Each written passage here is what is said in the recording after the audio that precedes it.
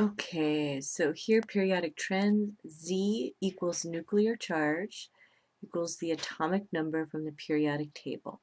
H, which is hydrogen plus 1, hydrogen plus 1 or proton plus 1, hydrogen minus 1 or hydride plus 1, oxygen plus 8, O2 minus is oxide plus 8, U uranium plus 92, U plus 2 uranium plus 2 plus 92. So I've put the names of the elements here, but it would be fine since the students are going to have a periodic table. You can just name the letters. So instead of saying hydrogen, you can say H plus 1, H plus 1, H minus plus 1, O, O2 minus, U, U plus 2. Okay. Okay, salient features of the interaction of charges. So F electrostatic is equal to K multiplied by Q1 and Q2 divided by R squared. 9.0 times 10 to the 9th Newton times meter squared divided by Coulomb squared. And then this right here, the Z with this EFF as a subscript is always going to be read as Z effective. And so I say that down here as well. And then these arrows represent electrons, and if the arrow is pointing up, that's known as spin up, and if the arrow is pointing down, it's known as spin down. So the Z effective for electrons in the 2s orbital will always be Z effective equals Z actual minus 2. For electrons in the 2p subshell, Z effective equals Z actual minus 4. So 2p spin up, Z effective is 5 minus 4 equals plus 1. The 2s, we have a spin up and a spin down. Z effective equals 5 minus 2 equals plus 3. And then 1s, we have a spin up, spin down. Z effective equals plus 5. Z actual equals plus 5. And then here, periodic properties of main group elements. This right here, volume is 4/3 multiplied by pi multiplied by the radius cubed. So I'm assuming that when you took this out of the notes, some of the formatting got messed up, but this 3 should be a superscript because it's a cube. Okay, so 2s spin up, Z effective is 3 minus 2 equals plus 1. And the 1s spin up, spin down, Z effective equals plus 3, Z actual equals plus. And then here it says electrons in the as subshell. I'm not sure what as is. I don't know if something got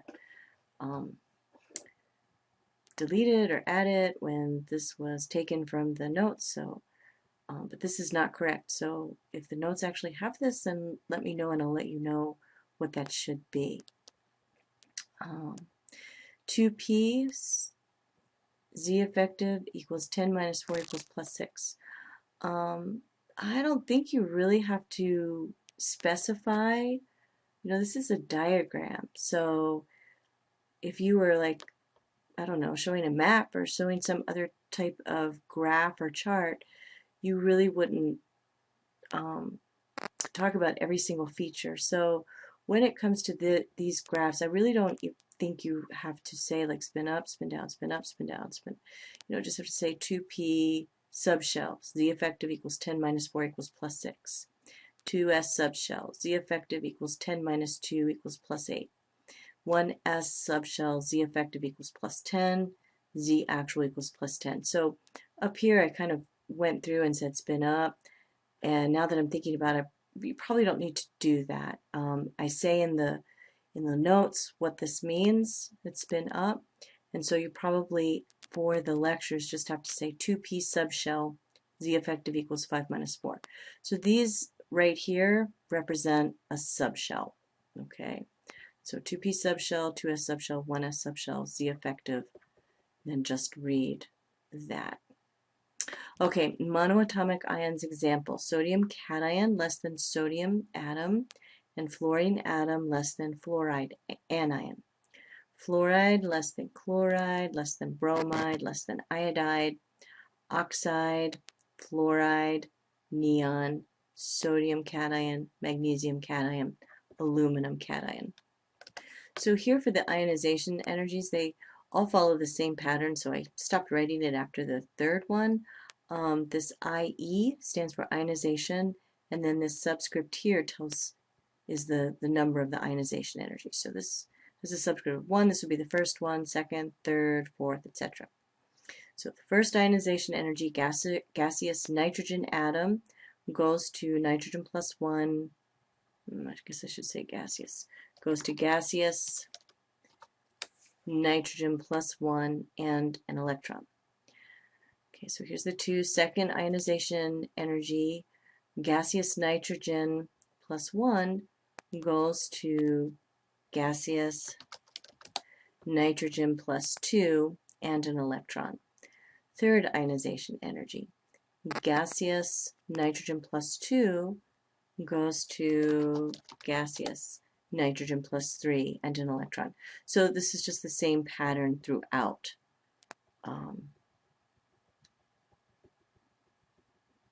So you just indicate that this is gaseous, what the charges of what you're starting with, what the charges of what you end up with, and then start off with the ionization energy, 5th, 6th, 7th, etc. Okay, so here we have another diagram, and anomalies. Just if you have to, speak to this diagram, like I would just say, just look at this diagram. But if you have to, this is a 1s subshell, 2s subshell, 2p subshell. This is spin up, spin down, spin up, spin down, spin up, spin up, spin up. And then 1s subshell, spin up, spin down, 2s subshell, spin up, spin down. I'm not sure why this is in anomalies, because these really aren't anomalies here.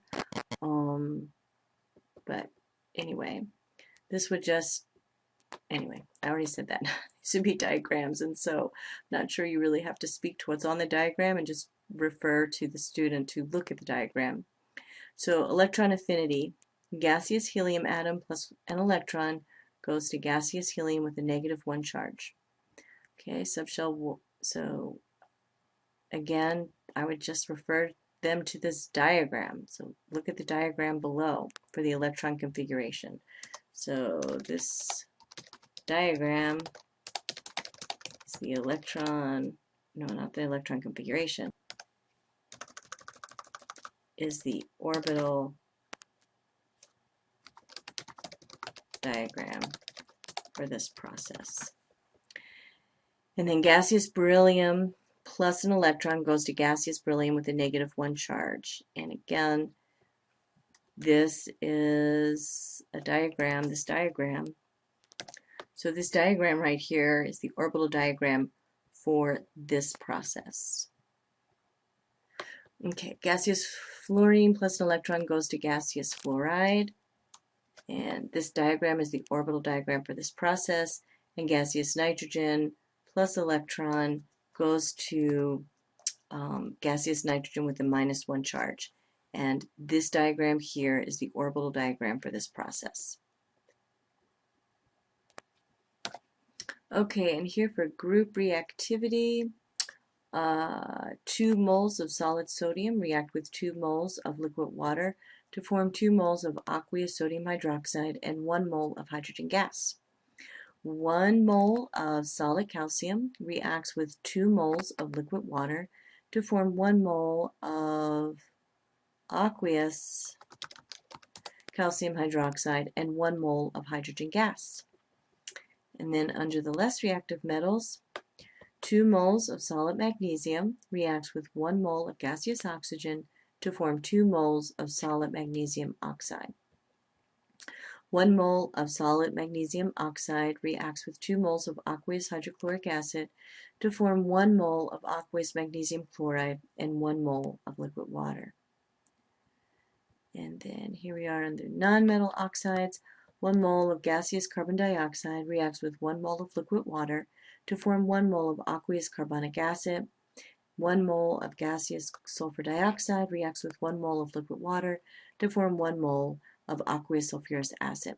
And then here's this equation, which I already addressed earlier in the notes.